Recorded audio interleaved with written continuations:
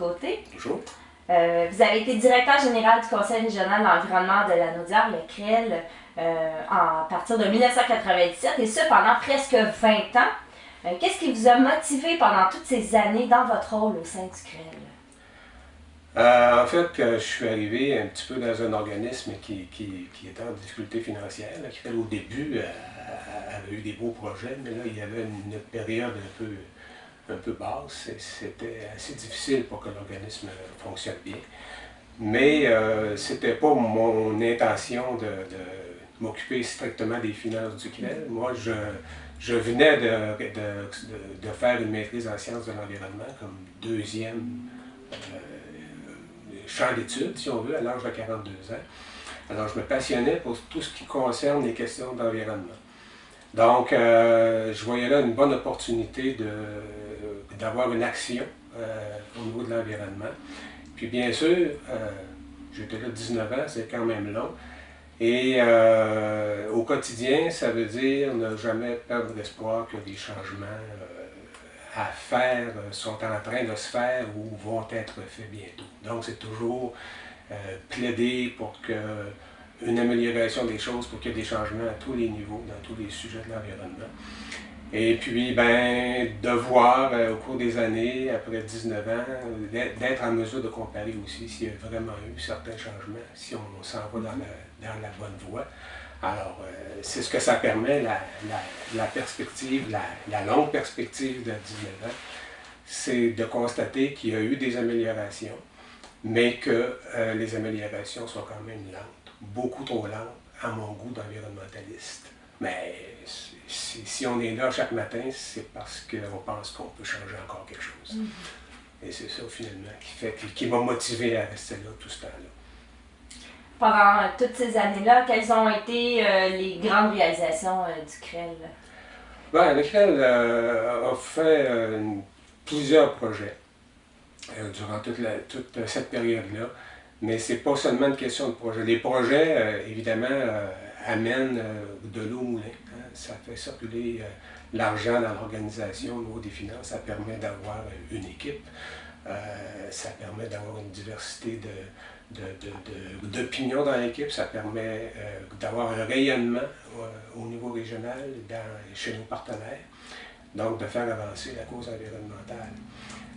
Mais ce qui manquait, je pense, un petit peu au début, c'était la capacité d'avoir une crédibilité au niveau environnemental. Puis ça, je pense, j'ai insisté pour établir ça.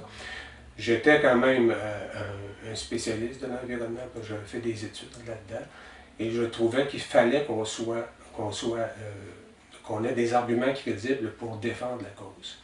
Donc la crédibilité dans tous les dossiers, c'était quelque chose de très important, puis que j'ai tenu pendant tout le temps que j'étais là. Et c'est pour ça que, on a défendu au cours des années plusieurs causes.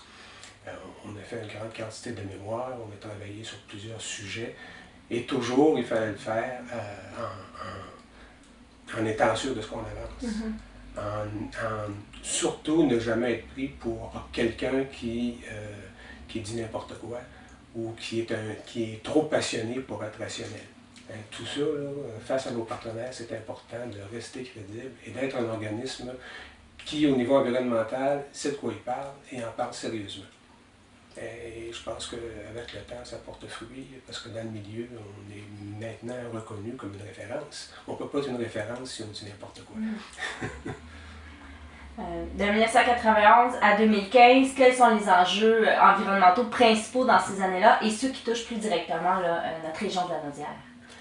Le plus gros enjeu, quand je suis arrivé, c'était la question des déchets. Et ça l'a été pendant longtemps. Et c'est ce qui a aussi un peu causé,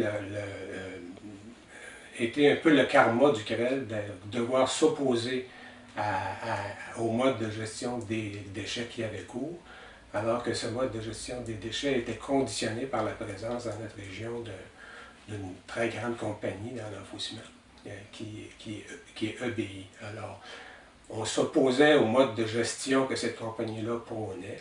Ça a été souvent interprété comme une opposition à la compagnie elle-même, ce qui n'était jamais le cas. C'était plus au niveau des principes. Et puis, je pense que Au tout début, même, le CREL faisait des projets de compostage domestique, des projets de résidus domestiques dangereux, d'éco-centres et tout ce genre d'implication-là dans la gestion des déchets. Et ça déplaisait toujours, évidemment, à la compagnie et au maire qui étaient desservis par cette compagnie-là. Alors, on était toujours un peu en porte-à-faux avec le monde municipal sur cette question-là. Au début, ça ne nous a pas aidé pour avoir des projets, évidemment, et pour essayer d'établir la crédibilité, parce qu'on était vus un peu comme des ennemis. Avec le temps, et c'était là l'importance de la crédibilité, on a appris à nous connaître et à voir qu'on n'était pas si méchants que ça, qu'on travaillait pour la bonne cause. Il reste que les déchets, ça a été longtemps, et c'est encore un problème aujourd'hui, quoique maintenant, les modes de gestion sont différents et l'impact est moins évident sur l'environnement. Au niveau d'autres dossiers, évidemment, dans la Naudière, il y a toute la question du milieu naturel, les milieux humides, le milieu agricole et le milieu forestier. La Naudière est une région de ressources naturelles et de ressources vivantes. On n'a pas de pétrole, on n'a pas de mines, on n'a pas de grosses industries dures. On travaille vraiment avec la nature. Et bien évidemment, toutes les questions qui concernent le territoire agricole, toutes les questions qui concernent les milieux humides, la conservation ou la protection de cet environnement de base-là de la Naudière est importante. Je pense que c'est des sujets les plus importants. Puis il y a tous les sujets qui touchent l'ensemble de la planète, développement durable, changement climatique. On a essayé, surtout dans les dernières années que j'étais là, d'amener cette question-là, ou ces questions-là, dans les milieux municipaux, chez nos partenaires, pour leur faire réaliser qu'on n'était pas dans une petite bulle, puis que nous, on était... Les gens avaient tendance à dire « Oh, changement climatique, c'est pas de notre faute, on n'est pas concernés, nous, on fait nos affaires du mieux qu'on peut, puis on s'occupe du mieux qu'on peut de nos déchets, on est correct, on a bonne conscience, on peut continuer. » La réalité, c'est qu'on est tous coupables de changement climatique d'une certaine façon, on contribue tous. Et puis, il fallait dire ça aux gens, il fallait les amener là aussi. Alors, c'est un autre dossier international, si on veut, mais qui avait des répercussions au niveau de la région.